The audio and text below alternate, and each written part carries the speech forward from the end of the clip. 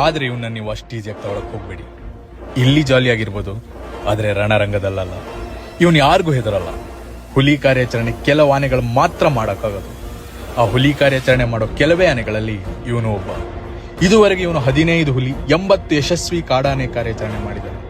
ಕೋಪನ ಎಲ್ಲಿ ತೋರಿಸ್ಬೇಕೋ ಅಲ್ಲಿ ಮಾತ್ರ ತೋರಿಸ್ತಾನೆ. ಇವನು 6 ತಿಂಗಳಿರ್ತಾನೆ ತಾಯಿಯಿಂದ ಬೇರ್ಪಟ್ಟ. ಇವನಿಗೆ ಮನುಷ್ಯರ ಮಧ್ಯೆನೇ ಬೆಳೆದ ಅಭ್ಯಾಸ. ತಾಯಿನ ಕಳ್ಕೊಂಡ ನೋವು ಅವನಿಗೂ ಇತ್ತು. ಮನುಷ್ಯರೇ ಆಗ್ಲಿ ಪ್ರಾಣಿಗಳೇ ಆಗ್ಲಿ ಕಳ್ಕೊಂಡವ್ರಿಗೆ ಗೊತ್ತಿರುತ್ತೆ ಆ ನೋವು ಹೇಗಿರುತ್ತೆ ಅಂತ. ಆದ್ರೆ ಅದನ್ನೆಲ್ಲೂ ತೋರಿಸ್ದೆ ಜಾಲಿಯಾಗಿ ನಮ್ ಜೊತೆ ಇರೋನು ಈ ನಮ್ ಭೀಮ. ಆದ್ರೆ ಅವನ್ ಕಳ್ಕೊಂಡಿದ್ ಒಂದೆಡೆ ಆದ್ರೆ ತುಂಬಾನೇ ಪಡ್ಕೊಂಡಿದ್ದಾನೆ. ಒಂದು ಕೋಟ್ಯಾಂತರ ಜನರ ಪ್ರೀತಿ, ಇನ್ನೊಂದು ತಾಯಿ ಚಾಮುಂಡೇಶ್ವರಿ ಆಶೀರ್ವಾದ.